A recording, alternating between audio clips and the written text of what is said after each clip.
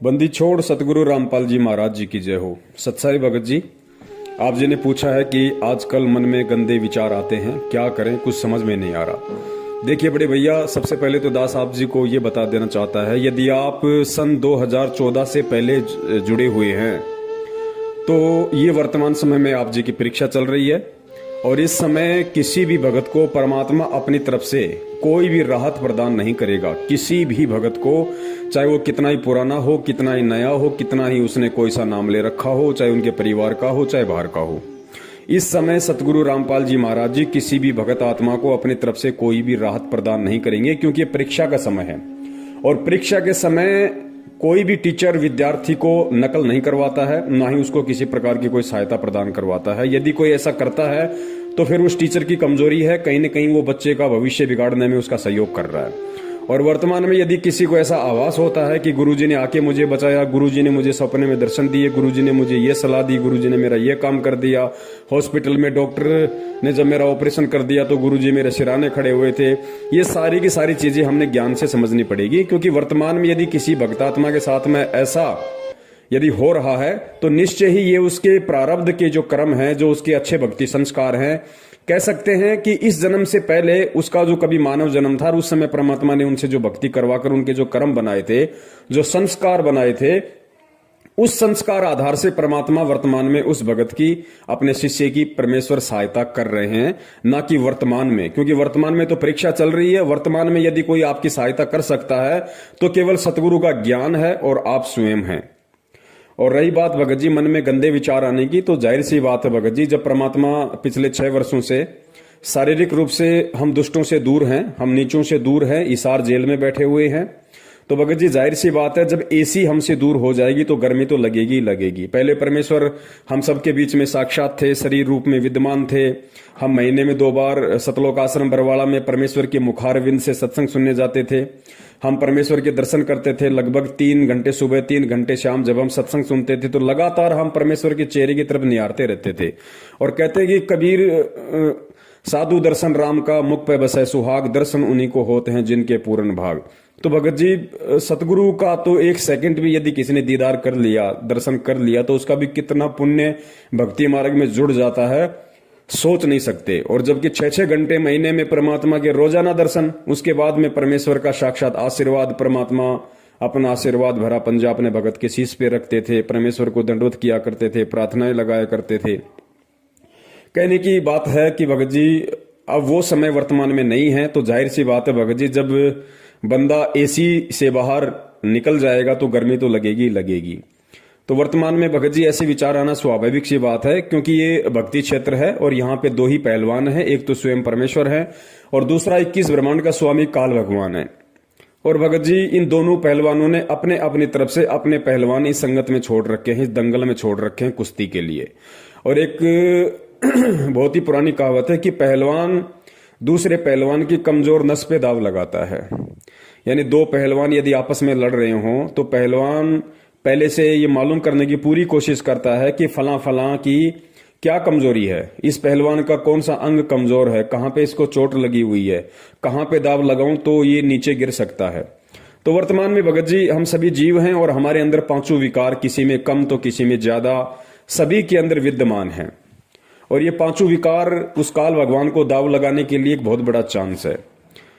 और किसी न किसी भगत में किसी न किसी विकार का बहुत ज्यादा दबाव होता है। किसी के ऊपर रजोगुण का दबाव होता है, किसी के ऊपर तमोगुण का, तो किसी के ऊपर शतोगुण का।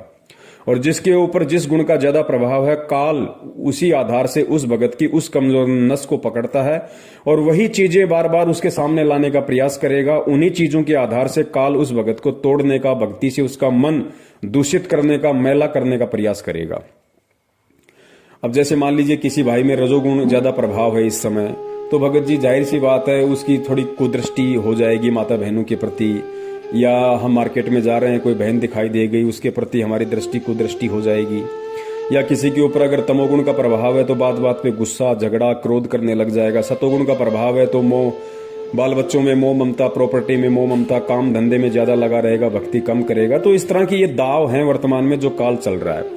और गुरुदेव ने इन चीजों से दूर हटने के लिए धीरे धीरे ज्ञान आधार से हमारे को तत्व ज्ञान युक्त सत्संग इसीलिए सिखाए थे कि बच्चों ये चीजें ना तुम्हारी थी, ना तुम्हारी हैं, ना तुम्हारी रहेगी। इन चीजों से धीरे धीरे तुम दूर हटना शुरू कर दो और परमात्मा से केवल यही अरदास करो कि साईं इतना दीजिए जामे कुटुंब समावे, हम भी भूखे ना रहे साधु न भूखा जाए। तो बड़े भाई विकार सबके अंदर हैं, ऐसा नहीं है कि पवनदास में विकार नहीं है या किसी और में विकार नहीं है। और यदि कोई ये कहता है कि मैं तो निर्विकारी हो गया तो वो सबसे बड़ा मूर्ख व्यक्ति है। जो निर्विकारी हो जाएगा उसका इस लोक में क्या काम, वो तो फिर सतलोक चला जाएगा। तो निर्विकारी इस संपूर्ण सृष्टि में यदि वर्तमान में कोई है तो केवल सतगुरु रामपाल जी महाराज जी हैं।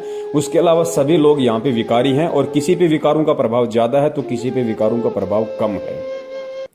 विकार तो अपना प्रभाव करेंगे ही करेंगे, क्योंकि ये काल की चाल है और काल साम दाम दंड भेदिया किसी भी घटिया से घटिया सूक्ष्म चाल चलकर इस समय भगत को भक्ति से दूर करने का प्रयास करेगा। उसका सबसे बड़ी चाल, उसकी सबसे बड़ा दाव यही है कि किसी भी तरीके से मैं ये सत भक्ति इस व्यक्ति को ना करने दूं और किसी भी तरह से इसके मन में दोष उत्पन्न करके भक्ति के प्रति, भगवान के प्रति मैं इसको भक्ति से दूर कर दूं। और एक बार ये भक्ति से दूर हो जाए, परमात्मा से ये कट ऑफ हो जाए, गुरु की शरण से दूर हो जाए, फिर मैं इसको गधा बना के छोड़ दूं, फिर मुझे कोई टेंशन नहीं। तो इस समय यदि कोई चीज हमें राहत प्रदान करेगी, यदि हमारा सबसे बड़ा सहारा इस समय कोई बनेगा तो भगत जी केवल सतगुरुदेव जी का ज्ञान बनेगा, सतगुरुदेव जी के सत्संग बनेंगे। मन तो चाहेगा कि सत्संग ना सुनूं, मन चाहेगा आरती ना करूं, मन चाहता है कि नित्य नियम रमेणी ना करूं, मन चाहेगा कि मैं मंत्र जाप ना करूं। लेकिन भगत जी यहां हमने मन को आगे नहीं बढ़ने देना है और मन को आगे ना बढ़ने देने का मूल जो मंत्र है वो केवल परमात्मा का सत्संग है। गुरुदेव ने बताया यदि किसी को बुखार है तो बुखार काटने की दवाई भी कड़वी होती है, कुनीन होती है, वो खानी ही पड़ेंगी। वो कड़वी टेबलेट ना चाहते हुए भी खानी ही पड़ेंगी और एक दिन ऐसा आएगा उसका बुखार छू मंत्र हो जाएगा। तो परमेश्वर ने बताया कि जब तुम्हारे सत्संग सुनने की रुचि ना हो या इस तरह का कोई कुविचार तुम्हारे अंदर उत्पन्न हो, ऐसी भावना तुम्हारे अंदर उत्पन्न हो जाए, तो इसका एक ही उपचार है कि हम ना चाहते हुए भी हम परमात्मा का सत्संग सुने। 10 मिनट 20 मिनट थोड़ा मन ज्यादा प्रभावी होगा, लेकिन जब हम लगातार सुनते रहेंगे 10-15 मिनट, फिर उस वाणी के प्रभाव से भगत जी मन का जो दबाव है वो कम हो जाएगा और आत्मा की खुराक तो है ही सत्संग। फिर परमेश्वर दया करेंगे, धीरे धीरे फिर मन में शांति सी आने लगती है। मंत्र जितने परमात्मा की दया से मंत्र कर सकें, 2, 4, 5, 10, 15, 20, एक समय, 2 समय, 3 समय में, 10 समय में, 24 घंटे में 108 ही तो करने बड़े भाई। डोलते फिरते, खाते पीते, उठते बैठते कैसे भी हम कर सकते हैं। थोड़ी सी इच्छा देखो हमें भी करनी पड़ेगी, थोड़ा सा संघर्ष हमें भी करना पड़ेगा और यही सबसे बड़ा दाव है इस काल भगवान का। और परमात्मा भगत जी इसी बात की परीक्षा ले रहा है, क्योंकि परमेश्वर ने अपने तत्व ज्ञान युक्त जो सत्संगों की खीर हमें ठोक कर खिलाई है। तो भगत जी अब परमेश्वर ने सीधा सा मतलब यह है कि हमें काल के हवाले कर रखा है, क्योंकि काल का और परमात्मा का एग्रीमेंट भी तो हुआ था कि परमात्मा उसी को लेके जाना जो आपका ज्ञान समझ के आपका हो जाए, और जो आपका ज्ञान समझ के आपका ना हो पाए, जो दोनों नावों में सवारी करे, उसको आप हाथ मत लगाना, वो मेरा होगा। तो परमेश्वर ने भाई ठोक के ज्ञान दे दिया। अब जो परमेश्वर का होगा, जो सतगुरु का शिष्य होगा, वो टस से मस नहीं होगा। वो हर परेशानी को, हर परिस्थिति को, हर काल के दबाव को ज्ञान आधार से सहन कर जाएगा, क्योंकि परमेश्वर ने उसे वो तराजू दे दिया, वो टॉर्च दे दी, परमेश्वर ने उसे वो थर्मामीटर दे दिया कि बेटा तुझे कब क्या और कैसे करना है, किस तरीके से जब ये काल अपने चाल चले तो तूने कौन सा हथियार तूने प्रयोग करना है। तो परमेश्वर ने हमें वो वज्रबाण रूपी तत्व ज्ञान वाले अस्त्र शस्त्र दे रखे हैं। अब भगत जी उनको प्रयोग करने का समय है, वो हमने प्रयोग करने पड़ेंगे। और ये जितने भी प्रकार की घटनाएं जो संगत में घटित हो रही हैं, बहुत सारे संगत के अंदर ग्रुप बन रहे हैं, तरह तरह की बातें निकल के आ रही हैं। कोई अपने मनमुखी विचार व्यक्त कर देता है, कोई अपनी तरफ से कोई वीडियो बना के डाल देता है, या मैनेजमेंट की जो हरकतें हैं, कभी बीजेपी को वोट, कभी आरक्षणबाजी, कभी गुंडों की सीबीआई जांच, कभी ब्लड डोनेशन करवाना, कभी रक्तदान, देहदान, पता नहीं उल्टे सीधे क्रम। कहने का मतलब है कि ये जितने भी प्रकार की घटनाएं वर्तमान में संगत में घटित हो रही हैं, जिनका सतगुरु रामपाल जी महाराज जी के ज्ञान से कुछ भी लेना देना नहीं है, ऐसी घटनाओं को देखकर भी जिन भगत आत्माओं के कमजोर संस्कार हैं, वो भगत आत्माएं भक्ति से दूर होंगी। क्यों होंगी? क्योंकि उनको एक बहाना चाहिए था। उनको एक बहाना चाहिए था कि मुझे ऐसा कोई बहाना मिले कि मैं इस भक्ति से दूर हूं, क्योंकि उनके संस्कार बहुत ही कमजोर थे और वो ऐसा मौका देख रही थी कि हमें ऐसा कोई माइनस पॉइंट मिले इस भक्ति और भगवान की तरफ से और हम इस भक्ति से दूर हो जाएं, हम एक बहाना मिल जाए। तो ये घटनाएं इस तरह की हैं, ये काल की तरफ से बहाना होती हैं और उन लोगों को एक मौका मिल जाता है परमात्मा से दूर होने का, जो लोग इस भगवान और भक्ति को इतना समझ नहीं पाते हैं, इतने दृढ़ हो नहीं पाते हैं और जिनका मन बकवादों में ज्यादा चलता है। तो भगत जी ये संघर्ष तो बड़े भाई करना पड़ेगा। परमेश्वर ने कहा कि बच्चों ये कलयुग और कलयुग की ये बिजली पीढ़ी, और इस बिजली पीढ़ी में ये संत रामपाल जी महाराज के रूप में ये परमात्मा। जब भी तुम्हारी पार होने की इच्छा हो तो देख लेना, तुम्हें गुजरना इसी परिस्थिति से पड़नेगा, तुम्हें गुजरना इन्हीं परिस्थितियों से पड़ेगा। चाहे तो आज गुजर जाओ हिम्मत करके, या चाहे अगले किसी जन्म में किसी युग में जब तुम्हारा दोबारा से दाव लग जाए तो भाई उस समय देख लेना तुम्हें गुजरना इसी पटरी से पड़ेगा। चाहे आज गुजर लो, चाहे अन्य किसी जन्म में गुजर लेना। मन भगत जी बकवाद करे ही करेगा, क्योंकि ये काल का लोक है और हमारे शरीर में भी मन रूप में काल बैठा हुआ है, तो इतनी आसानी से भगत जी हमें छोड़ने वाला नहीं है। जब एक बात बताइए, हाँ, एक किसान साल भर तक खेती करता है, जो गवार बाजरा कुछ भी वो उपजाता है, और सारी फसल काट के जब वो अपने खलिहान में डाल देता है, रात को उसकी पहरेदारी के लिए सोता है वहां पे कि कोई चोर चुराने ले जाए, कोई आग ना लगा दे। और रात को यदि उस खलिहान में से कोई चोर यदि उसका अन्न चुरा के ले जाए तो भगत जी क्या वो किसान चुपचाप देखता रहेगा? वो लठ लेके दौड़ेगा, मरने मारने को तैयार हो जाएगा, क्योंकि साल भर तक उसने और उसके बच्चों ने वही अन्न खाना है। तो भगत जी काल भगवान का सबसे बड़ा अन्न तो आप और हम हैं। ये कोई दाल मखानी, कोई आलू टमाटर प्याज टमाटर तो खाता नहीं है, ये खाता हमारे सूक्ष्म शरीर की वासना है। तो इतनी आसानी से कैसे हमारे से इन विकारों को दूर होने देगा, कैसे हमें इन विकारों से दूर होने देगा? और जिस आत्मा का जो भी कमजोर विकार है, क्योंकि पांचों विकार सबके अंदर है, जिसके अंदर जो भी गुण ज्यादा प्रभावी है, उसी प्रकार की वस्तुएं, उसी प्रकार की सोच, उसी प्रकार के व्यक्ति ये काल भगवान उस भगत के संपर्क में लाएगा, ताकि और ज्यादा उसके अंदर मैल उत्पन्न हो, उसके अंदर वासना बढ़े और उसके मन में धीरे धीरे दोष उत्पन्न हो जाए और वो परमात्मा से दूर हो जाए। लेकिन भगत जी परमात्मा ने ठोक के हमें तत्व ज्ञान युक्त सत्संग दे दिया, तत्व ज्ञान से हमें लबालब कर दिया, और परमात्मा ने बता दिया कि भैया गरीब कच्चा हीरा कृच हो नहीं सहे घनबार, ऐसा ये मन हो रहा लेखा ले करतार। जब तुम्हें लगे कि इस तरह की कोई भी आपत्ति विपत्ति संकट मन में दोष भक्ति और भगवान के प्रति तुम्हारे अंदर उत्पन्न होने जा रहा है, तो बड़े भैया मान लेना कि उस समय यह सोच लो कि परमात्मा तुम्हारी परीक्षा ले रहा है, और उस परीक्षा में अब तुम्हें क्या करना है? तुम्हें काल के आगोश में जाना है या परमात्मा की शरण में रहना है? तो ये बहुत ही सोच समझ के भगत जी हमने विचार करना पड़ेगा इन बातों पे। और भगत जी ये विकार किसके अंदर नहीं है? ये विकार कब नहीं थे? ये देश काल परिस्थिति के अनुसार कम ज्यादा भगत जी सतयुग से लेके इस वर्तमान कलयुग तक सबके अंदर है, रहते और रहेंगे। ये आप और हमारे ये विकार है, ये यहाँ पे संपूर्ण तरीके से खत्म नहीं होने वाले। परमात्मा ने बताया कि सत भक्ति से एक दिन ऐसा होगा कि ये न्यूट्रल हो जाएंगे। न्यूट्रल मतलब ये निष्क्रिय हो जाएंगे, लेकिन खत्म नहीं होंगे।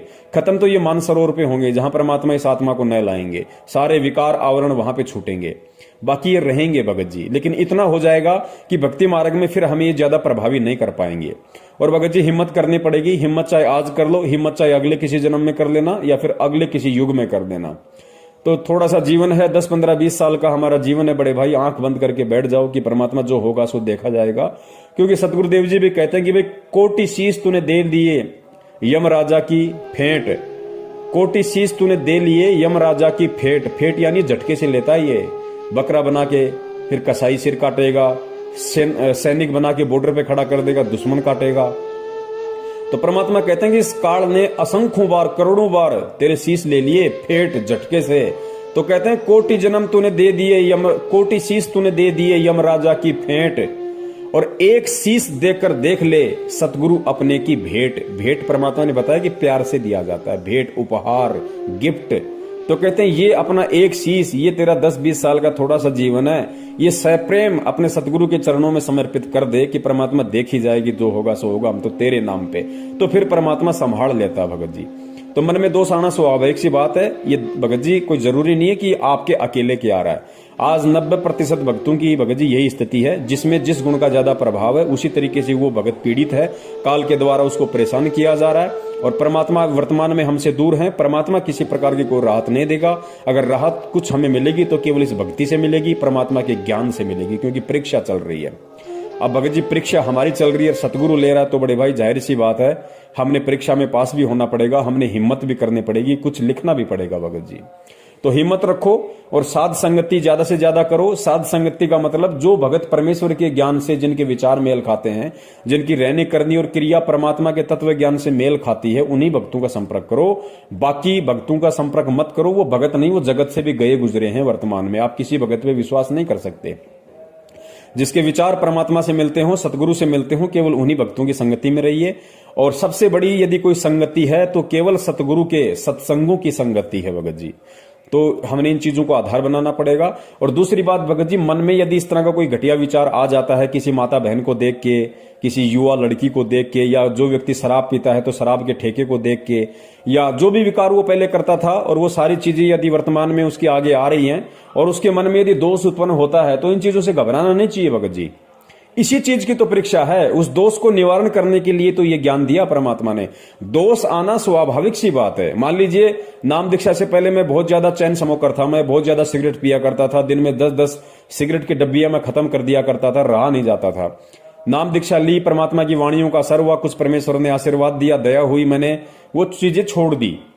लेकिन एक समय ऐसा आता है, साल 2 साल 6 महीने बाद में, कि वो चीजें पुनः हमारे ऊपर हावी होने लगती है। क्यों?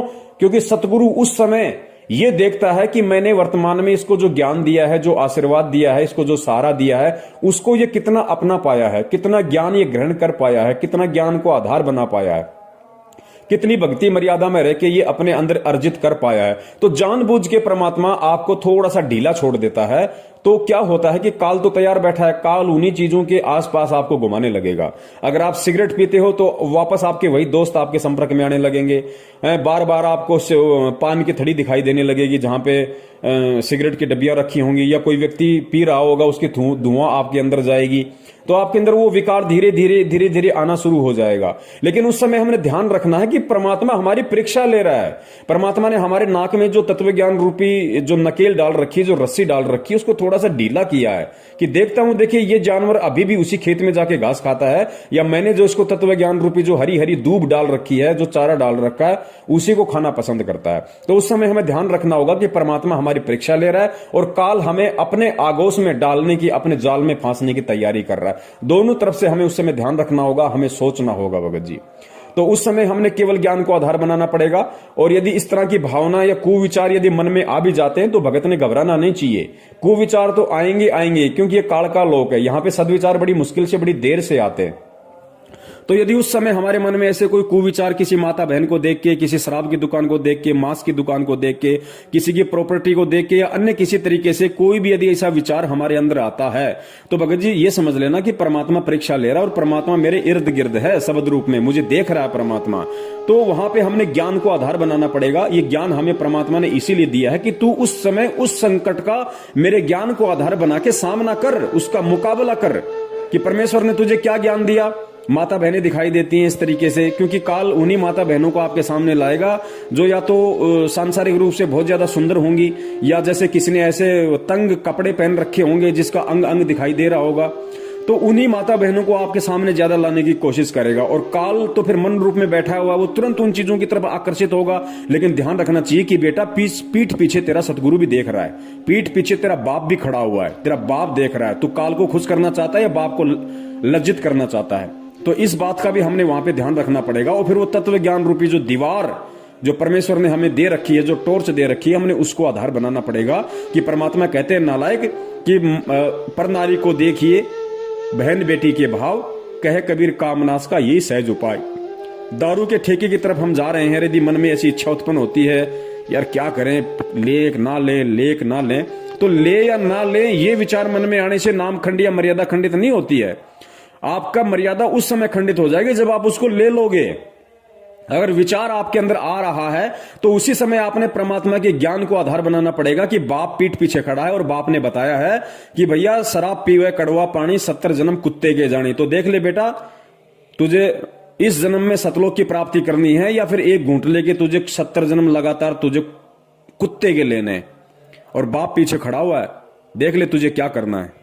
तो भगत जी ये सारी बातें हमने विचार करनी पड़ेंगी। इसी तरीके से हम इस मन को जीत सकते हैं और परमात्मा की इस परीक्षा में हम पास हो सकते हैं। और ध्यान रखना, परमात्मा की परीक्षा में बिना परमात्मा के सहारे के कोई पास भी नहीं हो सकता। आप और हम जीव है, हमारी कोई औकात नहीं कि भगवान हमारी परीक्षा ले और हम पास हो जाएं। हम यहाँ की 8वीं 10वीं की परीक्षा में तो सप्लीमेंट्री लाख के पास होते हैं, 3rd डिवीजन बाई ग्रेस आती है, और भगवान परीक्षा ले और हम पास हो जाएं। कभी सोचना भी मत ये बातें। परमात्मा पीठ पीछे खड़ा है भगत जी, तभी हमारी थोड़ी बहुत हिम्मत इन काल लोक की इन वासनाओं से संघर्ष करने की हो रही है, अन्यथा नहीं हो सकती। तो ध्यान रखो कि शब्द रूप में आप ये मत देखो कि जेल में जेल में परमात्मा बैठा है, संत रामपाल जी महाराज जी जेल में बैठे हुए हैं, मुझे देखने वाला कोई नहीं है। परमात्मा पीठ पीछे शब्द रूप में खड़ा है, क्योंकि वो केवल शरीर रूप में जेल में है, शब्द रूप में तेरे साथ में है, तेरे इर्द गिर्द है। तो इस चीज का ध्यान रखो भगत जी कि परमात्मा 24 घंटे मुझे निहार रहा है, मुझे देख रहा है। हम किसी कंपनी में काम करते हैं भगत जी, कंपनी में अगर सोना भी पड़ा हो तो हम उसको हाथ नहीं लगाते। क्यों नहीं लगाते? क्योंकि हमें डर है कि चारों कोनों में सीसीटीवी कैमरे लग रहे हैं और वहां लिखा हुआ है कि आप कैमरे की नजर में। तो भगत जी जब हम उस 2500 के कैमरे से हम इतना डर रहे हैं कि इसके अंदर मेरी हर हरकत रिकॉर्ड हो जाएगी और मैं कंपनी में जो है मेरी बेइज्जती हो जाएगी, मुझे काम से निकाल दिया जाएगा, तो बड़े भैया यहां परमात्मा का सीसीटीवी कैमरा तो सूक्ष्म रूप में 24 घंटे पृथ्वी के कोने कोने में लग रहे हैं। अंधेरे में भी परमात्मा के सीसीटीवी कैमरे लग रहे हैं। परमात्मा का कैमरा अंधेरे में भी काम करता है भगत जी। वो भगत जी एंटी डार्कनेस वाला कैमरा है परमात्मा का। वो अंधेरे में भी काम करता है, वो सोच में भी काम करता है, वो हर चीज में काम करता है। उससे हम छुप नहीं सकते। यहां के कैमरे तो लाइट चली जाए हम बच जाएंगे, लेकिन भगत जी वो कैमरे ना तो लाइट से चलते हैं, ना जनरेटर से चलते हैं, ना बैटरी से चलते हैं, वो परमात्मा की पावर से चलते हैं। परमात्मा की पावर हर क्षण हर पल 1 सेकंड के लिए भी गायब नहीं होती है इस पृथ्वी से। इस चीज का हमें ध्यान रखना है। तो थोड़ी सी मजबूती लाओ भगत जी, थोड़ी सी हिम्मत लाओ। अरे भैया, अरे मीराबाई एक लेडीज होके 250 साल पहले हिम्मत कर गई भगत जी। आज तो हम युवा हैं, अपने आप को मर्द कहते हैं भाई, हम युवा, और इतना परमात्मा ने ज्ञान दे दिया ठोक के। और परमेश्वर कहते हैं रण भक्ति और दान, ये तीनों काम जवान। रण, भक्ति और दान। रण यानी सांसारिक की भाषा में रण कहते हैं सूरवीरता को, लड़ाई झगड़े को। लड़ाई झगड़ा कौन सा? जो देश के लिए लड़े, जो अपने हक के लिए लड़े, जो निर्बल लोगों के लिए लड़े। आपस में एक दारू के पैक के ऊपर लड़ाई झगड़ा, वो नहीं। तो परमात्मा कहते हैं रण, भक्ति और दान, तीनों काम जवान। रण यानी युद्ध, भक्ति और दान, ये केवल जवान ही कर सकता है, बूढ़ा आदमी ये तीनों काम नहीं कर सकता। तो भगत जी हमें रण भी करना है। रण का मतलब भक्ति मार्ग में इन चीजों से संघर्ष करने से है, क्योंकि भक्ति मार्ग में सूरमा उसको कहते हैं जो परमात्मा के ज्ञान आधार से सहन करता है। जो सहन करता है उसको सूरमा कहते हैं भगत जी। जो हर परिस्थिति का डट के मुकाबला करे ज्ञान आधार से, उसको भक्ति मार्ग में सूरमा कहते हैं। तो हमने इस रण में, इस भक्ति मार्ग वाले रण में भी सफल होना है। और भक्ति, क्योंकि भगत जी युवा शरीर होता है, जवान खून होता है, वो जाग भी सकता है, मेहनत भी कर सकता है, तो इसलिए जवान व्यक्ति जो भक्ति कर लेगा बूढ़ा नहीं कर सकता। संघर्ष जो जवान व्यक्ति कर लेगा बूढ़ा नहीं कर सकता। धन कमा के जो दान जवान व्यक्ति कर लेगा बूढ़ा नहीं कर सकता। इसलिए परमेश्वर कहते हैं कि रण, भक्ति और दान, ये तीनों काम जवान। तो भगत जी परमेश्वर ने जवानी में नाम दिया। इसका मतलब क्या है? इसका मतलब यह है कि परमात्मा चाहते हैं कि बेटा डट के भक्ति कर, संघर्ष कर। मैं तेरे पीछे खड़ा हूं, तेरे से दूर नहीं हूं, दिखाई नहीं दे रहा, वो बात अलग है। सूक्ष्म रूप में तेरे साथ में हूं, तुझे डिगने नहीं दूंगा, टूटने नहीं दूंगा। बस थोड़ा सा विश्वास रख कि परमात्मा मेरे साथ में है। बस भगत जी, फिर कुछ नहीं। ये समय ऐसा ही निकल जाएगा, मालूम भी नहीं पड़ेगा। 10, 15, 20 साल का हमारा जीवन है, इससे ज्यादा हमारी जिंदगी नहीं है। और कोशिश यही करो कि परमात्मा के शरीर में रहते सते हम नीचों का शरीर छूट जाए और परमात्मा हमें यहां से पार कर दे। सत साई बंदी छोड़। सतगुरु रामपाल जी महाराज की जय हो। सत साहिब।